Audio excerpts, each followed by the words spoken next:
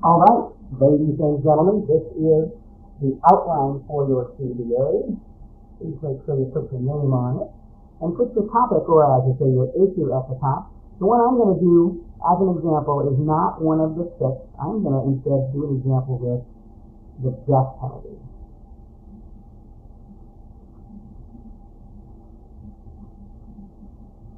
Like that. And then the essential question I have is, should the state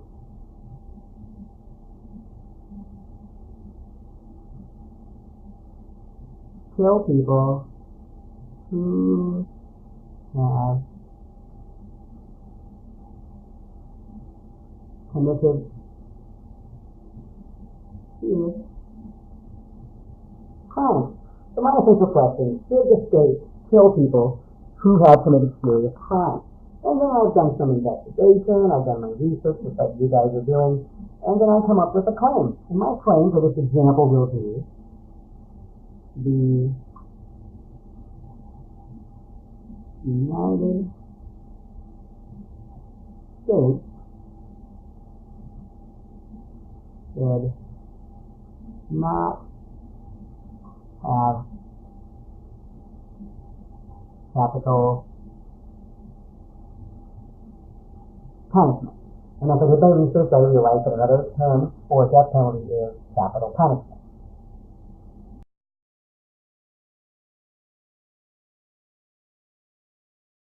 So, this is my first paragraph. That means this is my second paragraph. This is my third paragraph. My fourth. My fifth. And my conclusion is paragraph number 6. By the way, I'm going to color this like we color our paragraph. My first paragraph is going to be the green, and my conclusion is also going to be green. These first sentences of all of my body paragraphs are going to be yellow, and the rest of these paragraphs are, of course, going to be pink. Now, if you're new to Adventure, that maybe this doesn't make sense to you, but 99% of you guys will know this color scheme by now. We've been doing it all year. Capital punishment is what I'll be saying the background of in the first paragraph. I'm going to talk about what it is. I'm going to talk about who are the groups of people involved and why the issue is important. And so, what is capital punishment? Well, it is when the state, and by the state I mean the government, when the state executes, that is, kills people who are convicted of capital crime. Now, the people involved are, of course, the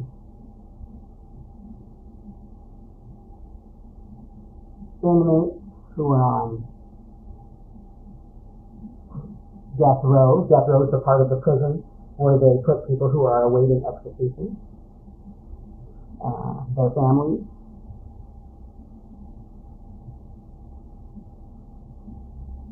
This directly impacts judges who have to do the death sentences, and lawmakers who make the laws and decide what crime get the death penalty. Now, when I was reading, one argument for why this is important is important because, and from when Officer Grandale was here, there was that term, beyond reasonable doubt. Beyond reasonable doubt is what you need to convict somebody. But as Officer Grandale said, beyond reasonable doubt is not 100% sure. It means it is beyond a reasonable doubt that you're 99% sure that this happened. But the people on the jury weren't there. And so, because if they were, they'd be witnesses. They wouldn't be allowed on the jury. They weren't there, so there's no way to be 100% absolutely sure. And my source for a lot of this information was author Andrew Davis. So I'm going to put that in my outline. And that way I can refer back to my notes when I'm writing. I know where it is, and also when I make my citation, I have that there. Now, the common good. Why is there a death penalty? Because, the state really ought to have a good reason for killing people. And the common good reason would be the state is responsible for keeping citizens safe. That is one of the responsibilities of the government, to keep citizens safe, and most people agree. In fact, the vast majority of people is that the state should punish crime. If you commit the crime, there's going to be a consequence. And that the punishment should deter crime. That means that if you are thinking about committing a crime but then say, oh, wait a minute, if I do that, I can go to jail, you're more likely not to do it.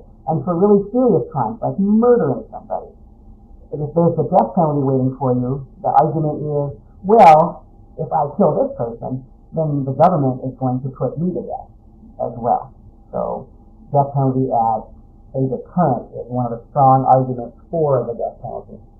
However, for my claim that the United States does not have capital punishment, and because I need to talk about the rights here, I'm going to say 8th Amendment is, and that's from the Bill of Rights, BOR. So the 8th Amendment, and that says no cruel and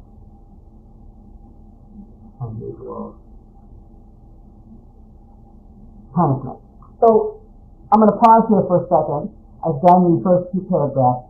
Obviously, this is not one of the topics. I told you I'm taking an example from outside of that. But hopefully you can see where you can talk about your issue, and then you can do the same thing with yours.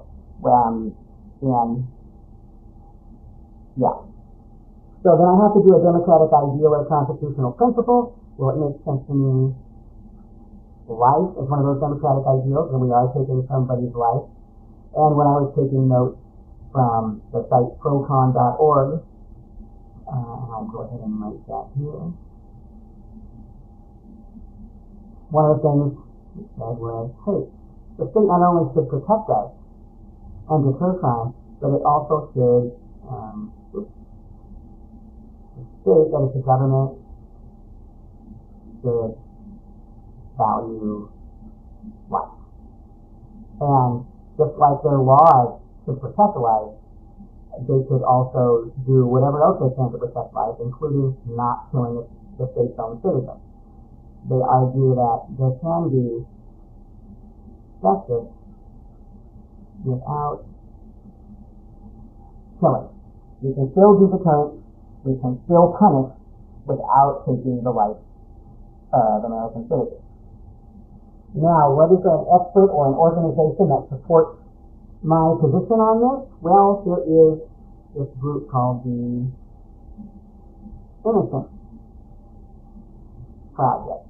What the Innocence Project does is they use new DNA technology to go look at the evidence from the criminal cases from people on death row,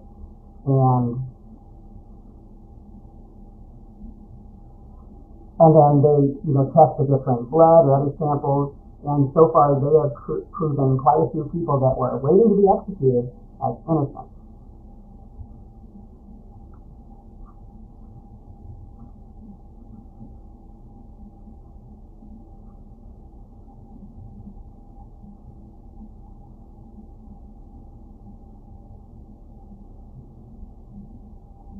And there's a variety of reasons that they say this. And then, along with another university study, there are estimates, and this was information from this year, estimates that 1 in 25 people executed in the last century were innocent of the crime they were convicted of. And again, that's according to the Innocence Project. And then for the conclusion, we're going to restate the claim, and along with maybe a call to action, you can make your conclusion sort of a quick summary, and then your call to action can help with that too. So a call to action is something that you ask the reader to do. And so what should a reader do to oppose the death penalty? And I think one thing is write the governor of your state and ask them to suspend the death penalty.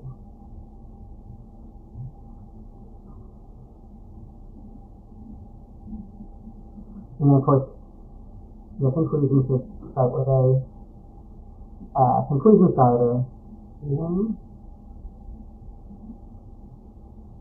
In conclusion,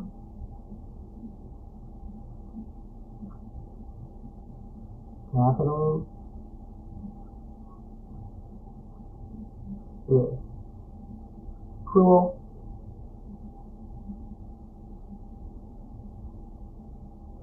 and not a good deterrent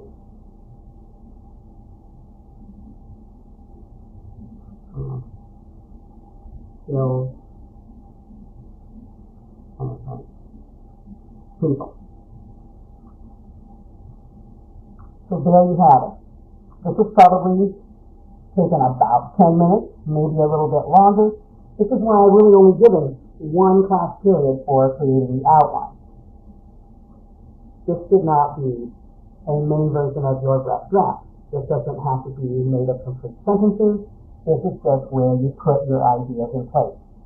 Is it possible when you do your rough draft, some of these things get moved around? Of course it is.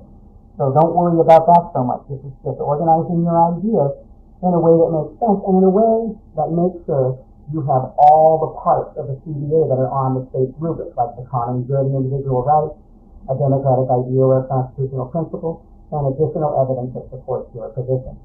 Don't worry about quotes on here. Don't worry about extended elaboration on here. Just the idea. There's going to be a rough draft when you get to do all of that. That's it. Good luck.